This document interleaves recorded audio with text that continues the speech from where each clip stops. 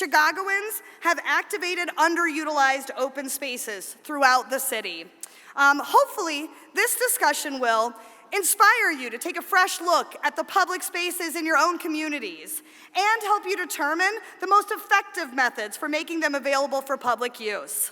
So, with no further ado, our panelists today will include, we've got Justine Ingram, founder of the Humboldt Park skating group HP Skate Meetup. Justine, give us a wave.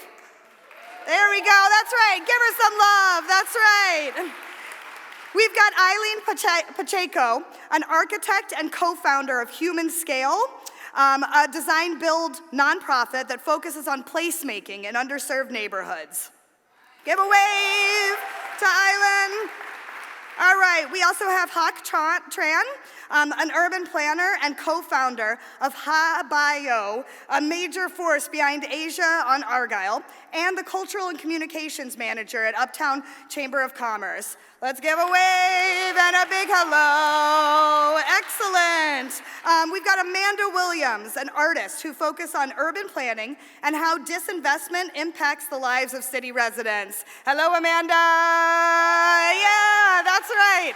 All right, and we actually have our last but not least is our moderator, Sasha-Ann, the host of WBEZ's award-winning Reset program. Let's give a big fangirl welcome to Sasha-Ann. That's right. Thank you so much. I'm sure you guys are as excited as I am. We've had a beautiful, wonderful day, and here we are for our final discussion. So let's get it going. Go for it, Sasha-Ann, this is for you. The floor is yours. Thank you, Sarah. Thank you all so much for sticking around for us. I gather we'll have a great conversation. I want to start with a question for all of our panelists on stage, and I think it's a good place to start with, what makes a good public space? And this is whether we're talking about parks or plazas, streets, sidewalks. What do you think are the key elements that we need to have folks feel welcomed as well as connected to their communities? I'll start with you, Amanda. I think it's really important, especially in this day and age, to make sure that it's speaking to multiple audiences at the same time. So we throw on words like accessibility and inclusion all the time, but I think we have to have a really strong understanding of the nuances of what people's perceptions are coming into a space. And so I think in general, Chicago Park District in particular does a really great job because of the expansiveness of the parks of really making everybody feel like there's something for them, despite proximity, which is often an issue, especially in urban spaces. Is it close enough to me? Can I walk there? If I don't walk, can I get to wherever it is through whatever mode of mobility that I have? Safety, crime, these are important things. And I think if things have a history that's really important to people, or if people feel a kind of stewardship in a neighborhood, then it's a no-brainer. But when there are newer spaces or spaces that maybe are in parts of the city that you're not familiar with, what are those other things that we can do to code that? And I think that's where we, and we'll talk about it, right, provide things that make people feel like it's an accessible place because of one little kernel that's familiar to you, right? Sound, color, material, something, food, smells. There's all these kinds of ways that we do that. Hawk? Yeah, I think for me, similar to what Amanda just said, just to echo a little bit, for me, I think there's kind of the functionality of space is really critical. And thinking about number one, John Gell, who is a Danish architect that I follow, I think he speaks, really well about kind of what makes a public space a good public space. And one is kind of the necessary usage of space, right? Like what Amanda said, is it accessible? Can we get there from point A to B? Two is the optional aspects of the utilization of space. And it's about if you want to engage with that space, like a public plaza or a park, certain activities are happening there. You want to engage in those activities. But for me, I think with the work that I do, the third is probably the most critical, and it's the social aspect and the human connection that space kind of fosters. Is it a place where you want to stay and engage with your fellow citizens and share knowledge and, eventually, build some sort of camaraderie and community. And that, to me, I think is a really key element of public space. Aylen, how do we make public spaces feel welcome? Well, just as Amanda and Hawk were mentioning, I think a very important part of creating an accessible and inclusive space includes very literally ADA accessibility. It includes cultural relevance, and what that means is really how do we make a space that is reflective and helpful to the community that it's in, and what kind of special programming are they doing that really allows you to expand and grow what's already happening in a neighborhood. Justine? So to also add on to the accessibility, inclusivity piece, I think it should be free or relatively low cost. I think that also the actual size of the space, it should be big enough to be able to have or accommodate enough people and not be exclusive. I think one of the last really important things is it should be void of kind of these social stratification systems. It should truly be a place that is welcoming for everybody, so things like socioeconomic background shouldn't matter, right? It should be truly welcoming for everybody. Let's talk about public art, Amanda. What do you think, if anything, sets Chicago apart in that space? So obviously I'm biased as a current Chicago artist who makes public work, but I do think we're in a particular moment here in Chicago. As I travel around the rest of the country, we have a disproportionate amount of artists working right now who really see the city as their canvas. So we make a lot of work that straddles these kinds of borders or definitions of fine art, public art, community art. So I'm thinking of everything from Tanika Johnson to Theaster Gates. There's a range of which we're all observing, all of us using our particular strengths or lenses in a very different way. And so for me, Tanika is like the epitome of activist artists, where the art is immediately trying to translate into policy or into some sort of literal change. I'm a little more flowery, so I'm planting tulips and hoping people are imagining new ways for themselves. That has direct links to things that have to do with historic systems of racism and potentials for changing that, but it's not necessarily as overt. And I think that it's very interesting to live in a time where people expect that this is the kind of art that happens. Like, nobody is questioning these things. Nobody's like, is that art? Can I participate? There's just like an assumption that that's possible. And then for me, that means that a lot of people feel it's possible for them as well. We also benefit. Where do you think that came from? That's a good question. No, I think part of it also is actually government. And so I'm going to give a shout out to Michelle Boone, who is the former commissioner of DCASE. She, in my mind, really helped spirit and pioneer, and her predecessor and then successors both kept that going. But really this idea of artist as a kind of civic citizen that really is fully engaged in the process.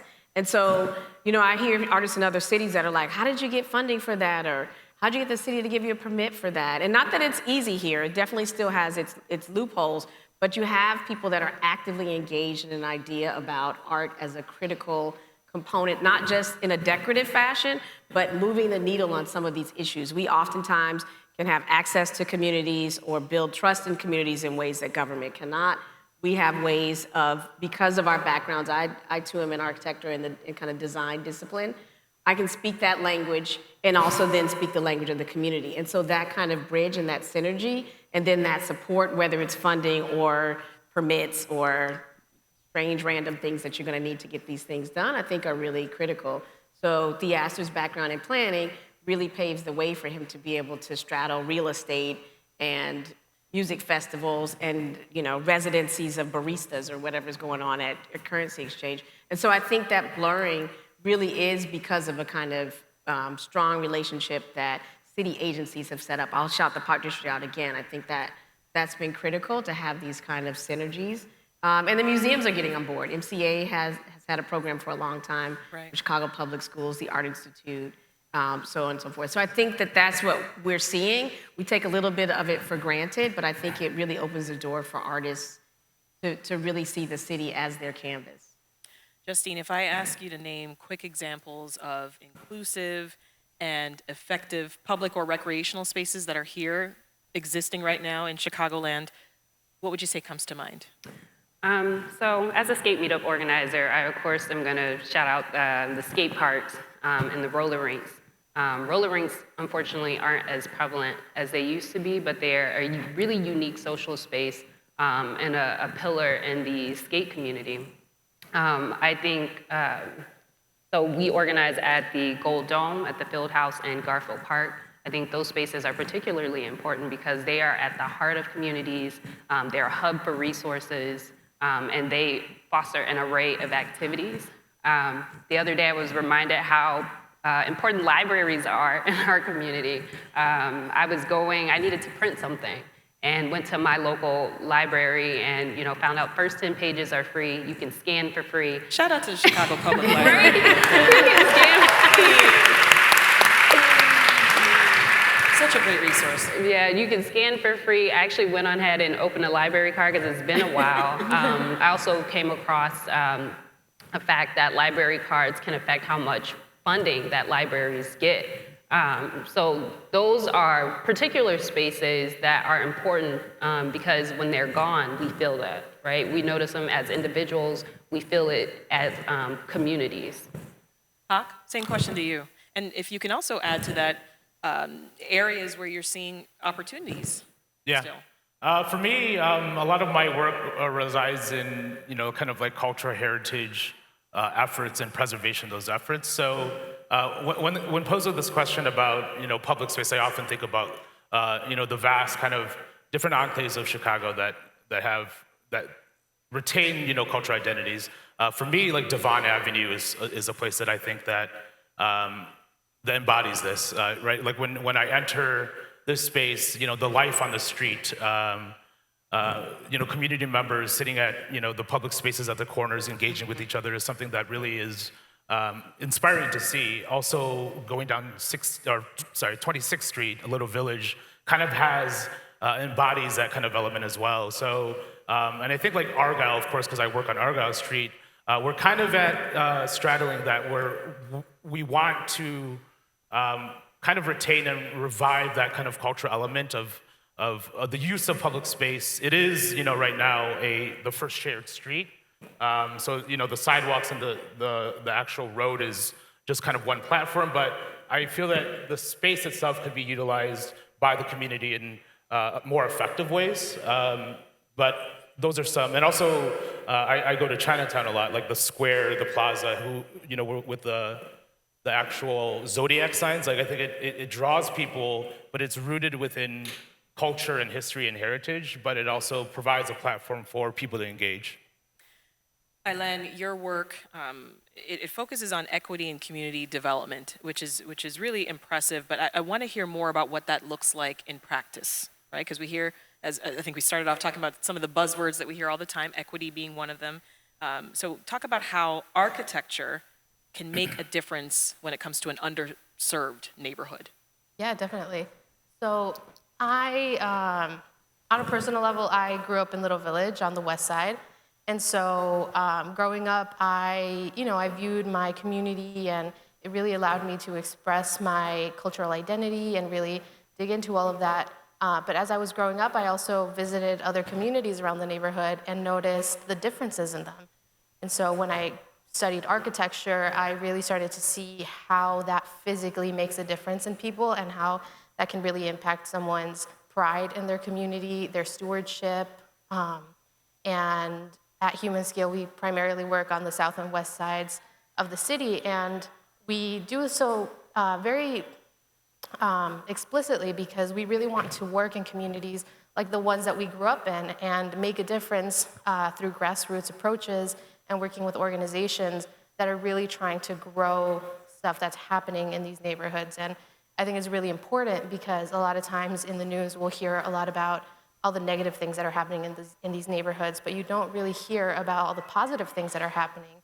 And so by working with organizations that are actively trying to make a difference, it really allows us to expand on all the positive things that are happening and create a physical space for people to try different things and grow healthy foods and just create community gathering spaces And I think actually one thing that's very important right now is in 2020, at the peak of the pandemic, we really saw an increase in need for outdoor gathering spaces for people in the community to just come in and gather and have block club meetings and just have these spaces where people can go in, hang out at no cost. And what we noticed is that we got a lot of requests from people around the city where they literally didn't have spaces to host these kind of meetings. And so it really accentuated the need for physical spaces that are designed for and by the community. I want to dovetail on that right over to Amanda, who's already sort of talked about her architectural ties, right? You're doing something cool, though. You're an artist who's using structures and color, right, to tell this grim urban planning story, where people of color, particularly African Americans, they're disadvantaged in a lot of ways. So I'm curious what drew you to this art form, because I thought it was quite unique. I like to say, because I am the community. I grew up in Auburn Gresham, and so from as early as I can remember, I just understood that there were these, because Chicago is so relentless with its grid, it actually, is a kind of perfect visual to line up with that plan. So when we cross the Dan Ryan or we go north or south of certain streets, it's like, no more potholes. All the lights work. There's flowers in the median. Like, I could understand these things. I didn't understand why it was happening. I knew that I was great. I knew my family was great. Our neighborhood was cool. But so why didn't we have these things? Like, I like to tell people, literally, when Harold Washington became mayor, that was the first time our street was plowed. Like, I didn't know the city was supposed to plow your street when it snowed. Really? So we were like, what? Wait a minute. Wow. Wait a minute. We don't do this ourselves? This is very exciting. You mean it just snows and they come out? They plow, the truck comes, and then we can get out? Yes. What? So I think growing up with that kind of understanding of both, like, so yes, we weren't receiving resources, but we were happy. So it's not this story that people like to create of this binary of like, I made it out, and how did you survive? And, it's like, nope, I'm from Auburn Gresham, and I went to private school, and I had privilege, and like all those things can be true, but I knew that that wasn't right, and so that really did drive most of my trajectory in terms of wanting to be an architect, and then at some point understanding that this form of art that people call social practice can be engaging these issues in ways that might spark different strategies. So I feel like that's been a strong suit of mine. I practiced for a number of years, and I absolutely love working, and I love architecture, but I do find that public art in particular, or these kind of rogue installations, really are an opportunity to wake people up at a pace that's much faster than what it takes to create a civic space. There's the building itself, which takes a gazillion years, but then there's also then the building of trust in neighborhoods. I did, as you mentioned, this project that might pop up with planting 100,000 tulips last year, and they all bloomed. The neighbors, I don't call it necessarily community because there are benchmarks of not having community yet because there's not density, there are not basic resources, people are worried about things on a daily basis to survive, so you don't have the luxury sometimes of building these components. So what does it mean when this thing shows up with no, did I do that? What does it mean when this shows up with no agenda? So people aren't used to that. And so even when we create these spaces, if there's not a muscle memory of what you might do to contribute to that, or to just relax and enjoy it, it's really difficult. And so that was a surprise to me that, not that I didn't expect some trepidation, but like there's a kind of hesitancy or paralysis about what's next. So even when we have the resources, or even when you have somebody super excited to support and provide the infrastructure, there's not always a knowledge because we haven't been able to pass it down. So I was thinking when you're talking about culture and community, that's the beauty of being able to see some other communities or other cultures that have been able to retain some of those components. And so we have it in bits and pieces, but how do we really use the threading of public space to reinvigorate that? The skate park is so awesome, right? Like, it's so a awesome. Culture, a community. When you said roller skating, I was like, the rink. Yes. But, so how do I pass that on to my kids? How do they understand that all of this is their culture, that Chicago can be a culture too, not just your ethnic heritage, which is the way the city really does parcel itself up. Yeah. So I think for me, that's I mean, why it's I'm like, segregated, right? A lot of people talk about that. it's They say segregated. Chicago's, one of And the then most we celebrate the beautiful places, segregation. but it's Like so we're like, we segregated. have 77 community areas. Yes. Right? Like there was a whole National Geographic story about it. And so while there's a beauty because you can get, Ethiopian food tonight and you know where to go, but at the same time, there's places that you think you're not necessarily supposed to be in. Like I don't think I've ever been to the plaza in Chinatown, even though I love the visuals of that space. It's like, I just like to look at it, but like I don't know how I would feel if I were standing there, So how do we get everybody to see that the whole city is theirs is a real interest of mine now that I've been able to kind of play in my own backyard so much with the projects that I do. I want your thoughts on that too, Hawk, and this is a good time for you to talk about something that you have in the works it's a cultural event space that's expected to open up early next year. Yeah. If I'm not mistaken. Give us the goal of that project and what you can share about how you've been able to get it off the ground.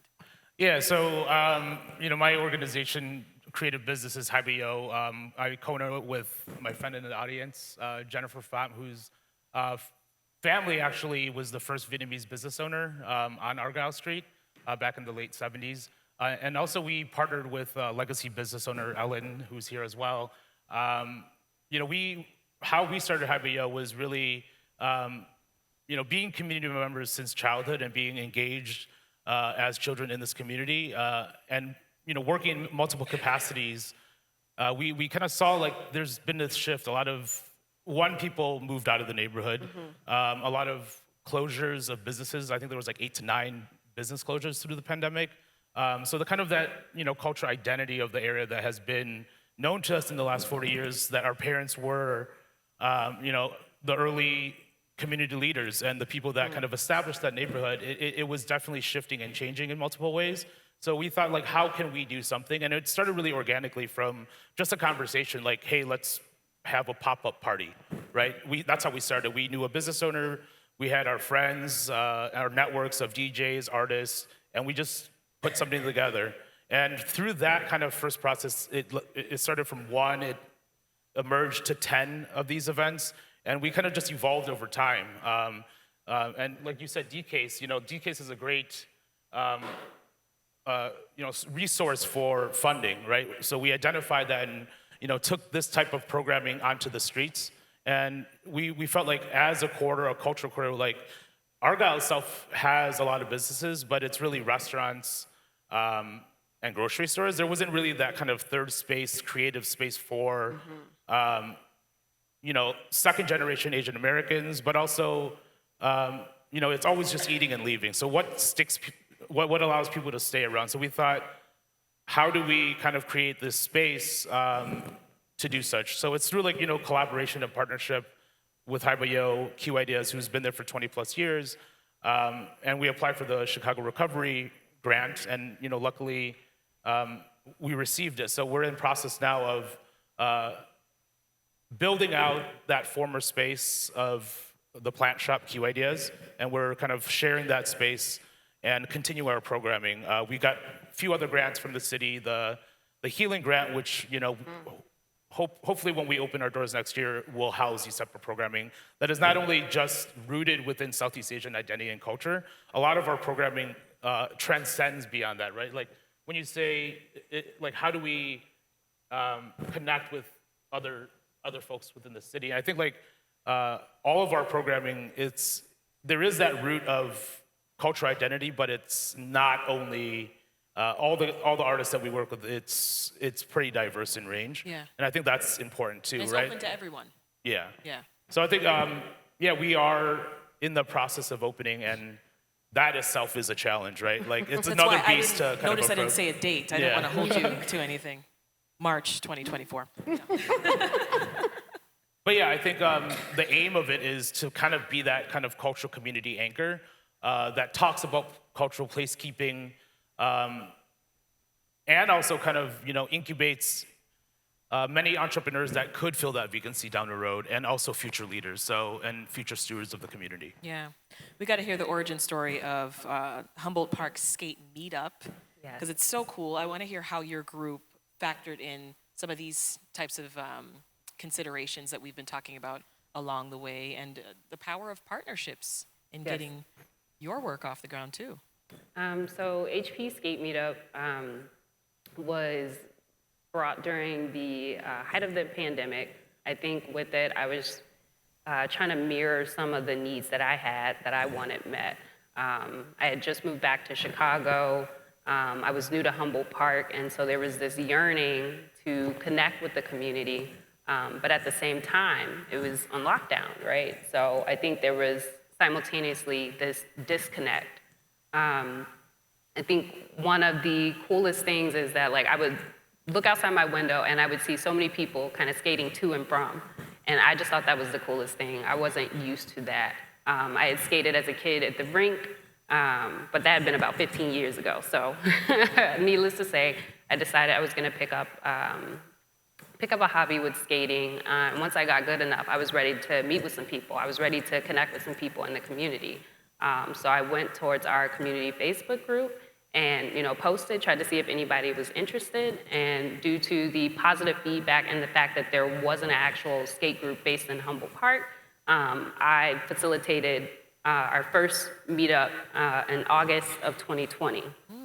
So we are a group of humble beginnings. We've also evolved a lot as we've gotten suggestions from the community to make our events more accommodating and more inclusive. How so?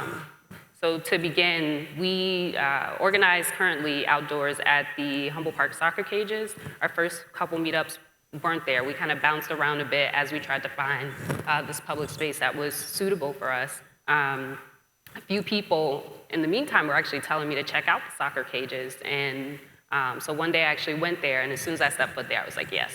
I was like, this is it. This is the place. I mean, we talked a lot about what makes a good public space, and that Yeah, embodies. what did it feel like? It felt really empowering.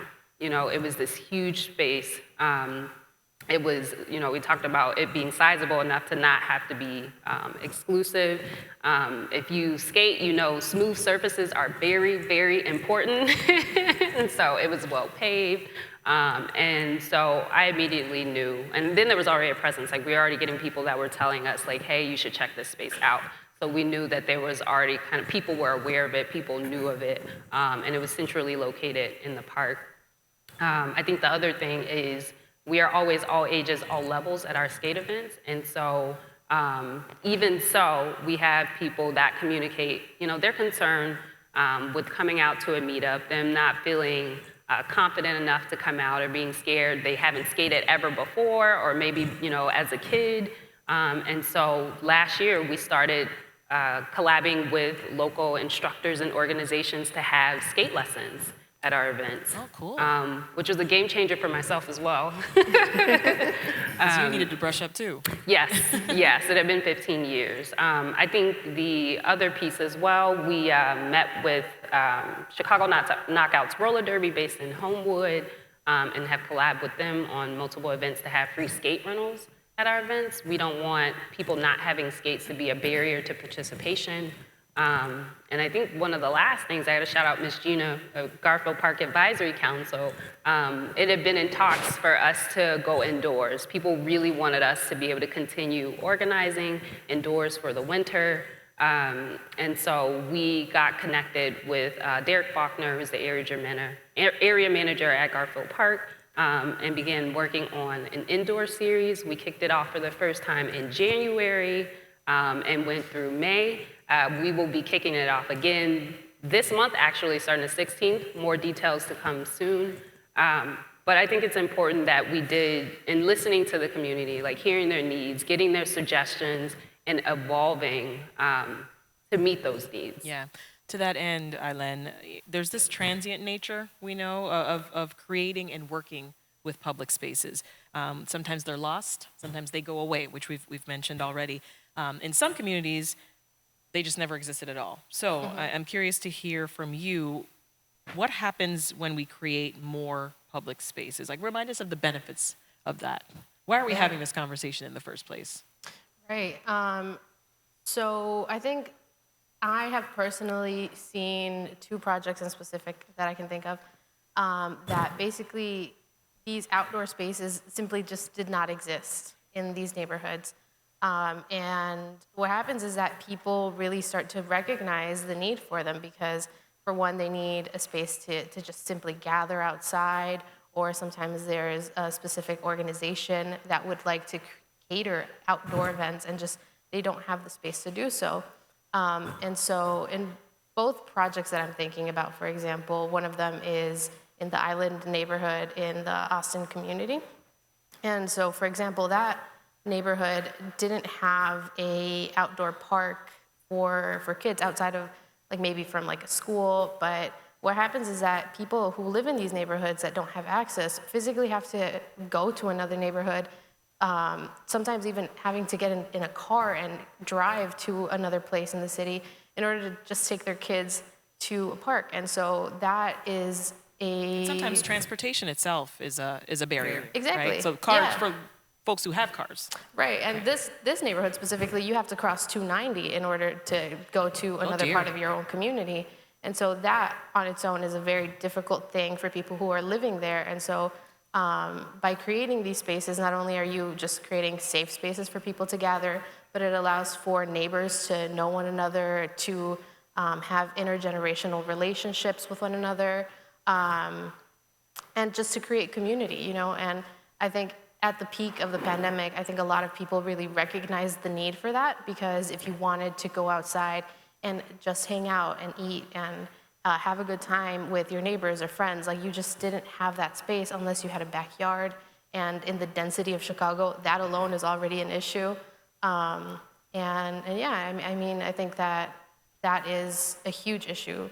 And I think it's something that we all need to really think about and talk to one another on, you know, what is the closest park that you have to your own home. In another project, this one in Little Village, there was a vacant lot that we were working on to create a gathering spot for the Yolocali youth program. And so this youth program, they have all of these really amazing spaces, and they wanted to expand what was already happening to this lot that was across the street from them. And when we started working with them, what we noticed is that there wasn't a single park within a 12-block radius from Not a that. single park. Not a single one, except for like elementary school, like kid playground areas. But the closest one was Petrosky Park, and that was literally 12 blocks away. And so it's a huge issue. And honestly, I didn't even notice, because I went to elementary school a few blocks away, and it just never really crossed my mind, because when you grow up in a space where you don't have access to certain things, sometimes you don't even recognize that you don't have access to them. And so it's really important to, you know, look at your surroundings and see, like, what are you going out of your way to get that you don't have in your own community?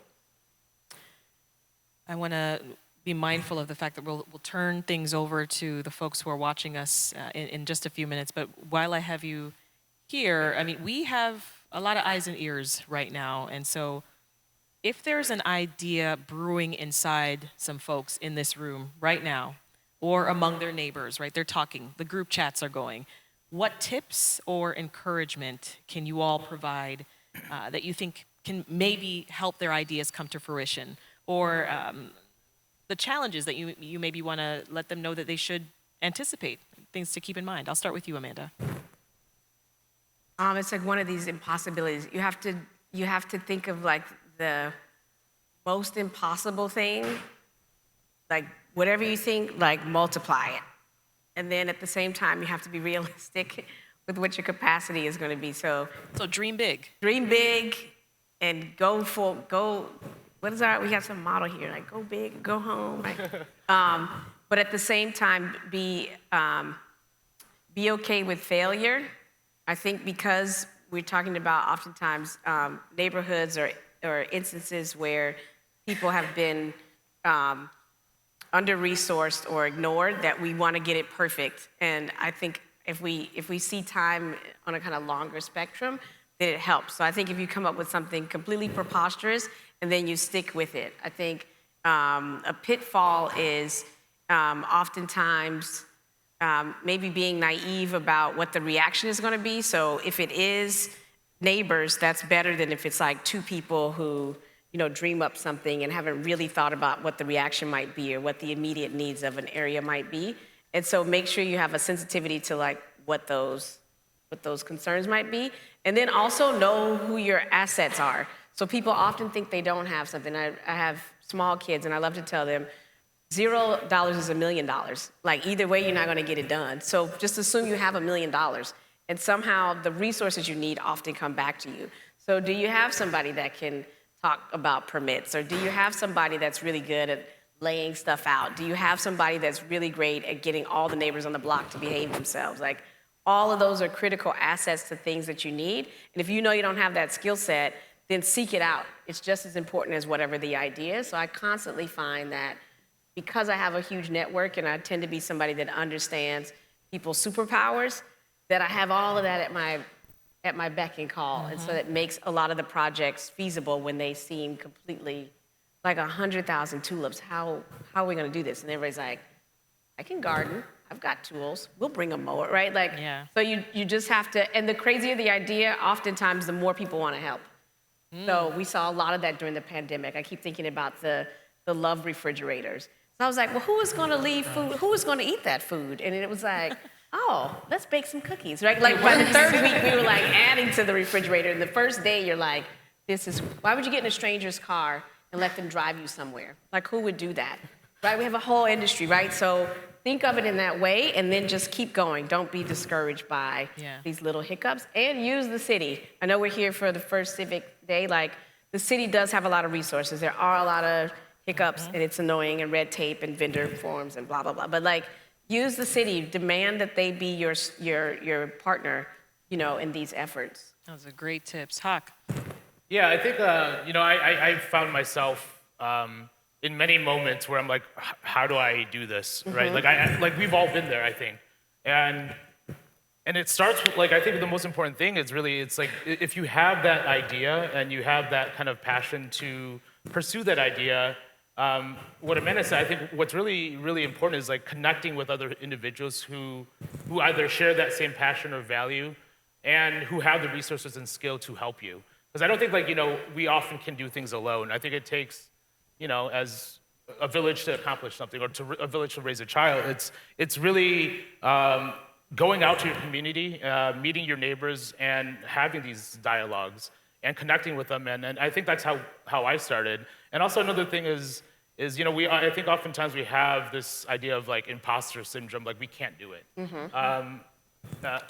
I think we all can. It's like any type of movement, any type of impact starts with one individual, with the community, with the people. So, you know, believe in your idea, believe in your vision, and don't stop, I think. And also seek out the partnerships and collaborations with other individuals and government entities, and obtain those resources and grow organically. It's important to think big, like Amanda said, I believe, but also there's like the non-fun things of the everyday of that process is critically important as well. There's a curve. Yeah. Yeah. Aylen? Yeah, I mean, just to reiterate Amanda and Hawk, I think that it's really important to just talk to your community, engage with other communities, and really try to figure out what it is that you want. And once you know, kind of have a conversation with your own neighbors, you realize how much you think alike and how much everyone wants something similar. And so, again, like, if you don't have specifically the resources or the knowledge to get a certain project done, like, there's so many people here in the city, and the gardening community in Chicago is actually really, really tight. And so everyone would be, you know, really, really happy to, you know, talk to someone and help make more of these community spaces happen. Hearing a running theme here of just leaning on the OGs in the community, right? The folks who have that historical perspective and those really valuable insights as to like what this community really needs. Would you agree, Justine? Yes, I was actually going to echo collaborations. I think collaborations are greater than competition. I think capitalism a lot of times convinces us that we're competitive, like we're supposed to compete with one another, when you can create so much beautiful things in collaborating. You know, we've been super grateful in the collaborations that we've had, and it's been pivotal in terms of how we've been able to accommodate people. So I'm going to shout out Garfield Park again, Garfield Park Advisory Council, the Westside Cultural Arts Council, in helping us to go indoors and to be able to continue to organize throughout the year. Don't be afraid to share your ideas. Don't be afraid to connect with people. Don't be afraid to not only seek out resources, but to be a resource for somebody. It really changed the game for us. Thank you all so much. I want to turn it over to the audience for questions. All right. Just put your hands up, and folks in blue shirts will hand you a mic. We got one in the front here.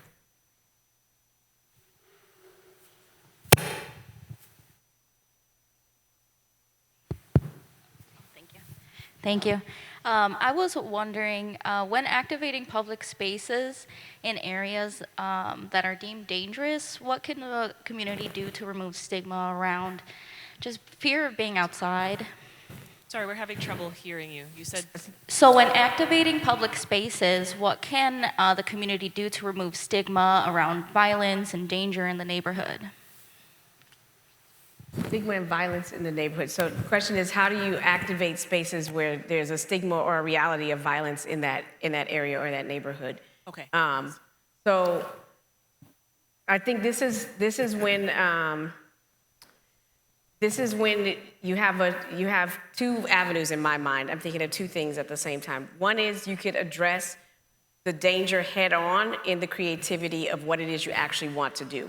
So I'm thinking of a project that happened in Inglewood, I can't remember when, but there was a strategy about interesting, innovative lighting strategies. So in the planning community, the design community, we know that light is a way to stave off violence in some areas, right? And so how could you put together a really creative idea that has to do with lights? And so maybe that wasn't your idea going into it, but if you wanted to activate a space and you address head on some of the complications for that, it turns into a different project depending on your flexibility for what it is. So what's making that space dangerous? Is it really dangerous? A lot of times it is, or is it the perception of the danger? And so then how can your concept or idea, foster that? If it's a permanent space or something that's literally architecture or urban planning, then we have trained resources about spacing of the lights or the lumens or these kinds of things. But if it's a creative endeavor, then that explodes it into even more strategies. Is it like beautiful light filters that look like, fireflies? Is it, balloons? I don't know. Is it, so now everybody's head is off to the races like, ooh, lights, right? From that one seemingly problem. The other side of it is the reality is the space is dangerous because of all these things that have been neglected for all these years. So there's a multi-pronged strategy where then you get with community organizers or you get with your local CAPS group or you get with people that maybe on the day-to-day you'd be like, I don't care about the police or I don't know what they're thinking about it already. So what resources are you bringing as a creative person to something that might already be in the works about how to reduce crime or violence? Is it youth engagement? Is it flooding the place with a lot of people? Is it the grandmamas? Remember there was one summer where the grandmothers were like, no more shooting. Do not shoot on this block or we're coming for you. They made t-shirts, they sat out on the porch, right? There was a whole movement that happened around one kind of frustration. So I think that's another avenue is just to address that it's gonna be dangerous. When we planted the tulips, it's on 53rd and Prairie. It's not dense.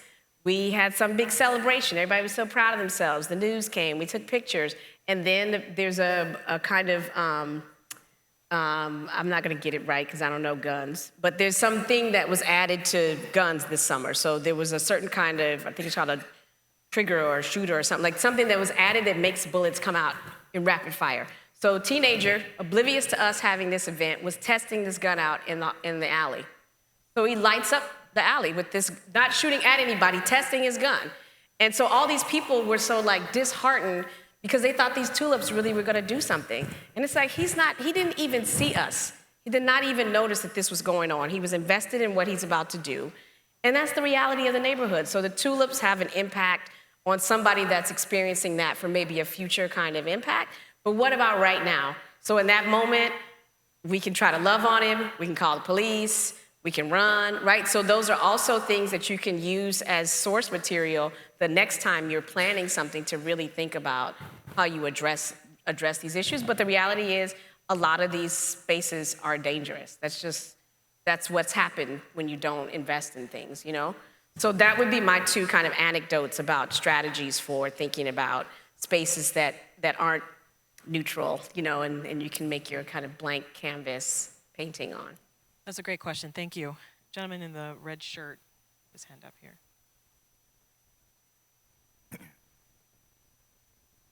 I wanted to thank you all for being here, as well as all of your efforts. And what I've noticed in Chicago, just a few blocks north of where we are, is a statue of Mayor Carter in Union Park. And he was the architect of the neighborhood system here. He was a copperhead, he believed in slavery, and it wasn't a good thing. And I still fight against neighborhoods here in Chicago. And what I would encourage all of you here in the panel, as well as everyone in the room, is not to think of your individual community initiative as a silo. Think about the power of networks. When you build a community garden, it's just a community garden. But if you connect that community garden to other community gardens, then a kid in Englewood can plant a seed in the West Loop that someone in Pilsen can water, and someone in the north side of the city can weed, and then a hungry person on the west side can harvest. So you grow forward, and that's what we're encouraging. I've started a garden at Goose Island called the Overlook Botanic Garden. We're not a community garden, we're a communal garden. We welcome everybody. We want to be a garden that helps community gardens grow across Chicago. And if I had my ways, it would be 172 city lots equates to 1 Millennium Park. And would have so much more impact than that one central park. Thank you very much. Round of applause. That's awesome. More questions? Yeah, you know, my name is Brian. So anyway, to access these public places, we need good public transportation. For many, you know, it's a lifeline. They're not good on bikes. I mean, they don't drive. Some don't drive. Don't have cars. I've heard that, you know, many neighborhoods, like especially far south, Hedgewick, is really having problems with public transit. Some areas are really, it's almost like a transportation desert instead of a food desert. How do you get people to? How are we going to get our city to really take public transportation seriously, and if possible, the state and federal level to be involved to fund public transit so that people are able to access, communities are able to access these public places as they need to do so or want to do so? Great question. Thoughts? That is a very good observation. I think that, I don't know, I mean, I think that this is a very large issue that the city has been dealing with so far. I know that the city right now is, they're trying to extend the red lines. I think also, to your point, this is again one of these moments of gaps. So we have something called transit-oriented design. So it's actually incentivizing building things near transit hubs. But this is not addressing the problem you are talking about, which is what if you do not live near a transit hub? Or what if a transit hub is not being planned in an area that historically you have to take 3 buses to get to one train, to get to the something and the Metro, and it's $6, and why it's snowing, I'm not going, right? So where can people with other either lived experiences or other lenses or visions towards these subject matters be involved in these processes? So I'm always trying to champion. It's great that I have a degree where I think I know how to design buildings, but wouldn't it be great for somebody who's like, I'm homeless and it's cold when the wind blows like this, or have you thought about awnings in this way? Or so you are an expert, right? But you're not being necessarily included in these conversations about how to really think about not perpetuating transit deserts, or how do we both build up areas where people have limited physical mobility, at the same time we are putting in place ways to get those folks to where they want to go, right? So I think it's two-pronged. Stuff is happening. It's well-intended oftentimes. I mean, don't get me wrong, don't get me started on the CTA, but there are well-intended ways trying to counter that, but they're not taking in all of the voices or all of the knowledge base that we have about what the real barriers are. And so we have to keep advocating for people with non-traditional degrees, backgrounds, experiences, to be part of these conversations, and not just as like, you write a note and you give it to the experts, right? Like they're at the table kind of demanding over and over again for these areas or these communities that are not able to do it themselves. So, I mean, it's a fantastic point, right? It's cute to design near a train that exists already.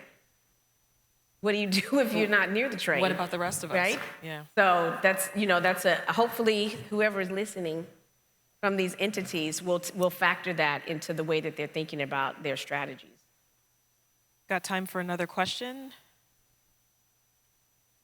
Hello. Oh, cool. Okay. Hi, my name is Ashabi. I have a question about funding. I know that there's many opportunities to get funding, but if you are part of an underrepresented and marginalized identity, it's even harder to get funding. And if you're doing things that are out of the norm or very grandiose or haven't been done yet, it's even harder to convince people to give you that funding. So I'm just curious to know, how would you suggest someone with all of these identities to go about getting funding and to convince people in the community and those who are giving the funding to support the ideas that a person has? Hawk, do you have any thoughts? Hi, Ashabi. I can speak from, like when we started HAIBAYÅ, we didn't have any money at all. And I think if what you said, like it oftentimes is a hindrance to actually do anything without money, unfortunately. Like we live in this capitalist society where you need money to do something. But also, like, I think what your project, like, it's the convening of people, right? And having that network of people who actually will, give up their labor, their creativity, that address a shared mission. I think, like, if we start there and you build some sort of, collective, I would say, I guess, like basically a collective, like, kind of work that shows that, there is this need for funding. And there are, like, obviously funding opportunities that are very hyperlocal and hyperlocal to that specific need. And I think, like, you talk to your Chamber of Commerce, there's oftentimes, like SSA funding for community events, very small scale funding, but it's something that it's easily accessible. Talking to, different hyperlocal organizations that have that type of funding that is available. But I think number one is really, you don't have to have money all the time. You can do something, but as you do something and you grow, unfortunately it does, like, you have to have a plethora of work to actually get the attention of funders. But I think there is, like, hyperlocal funding sources that will address, that need. Aylen, you've had to secure funding and grants a lot. Yeah. Right?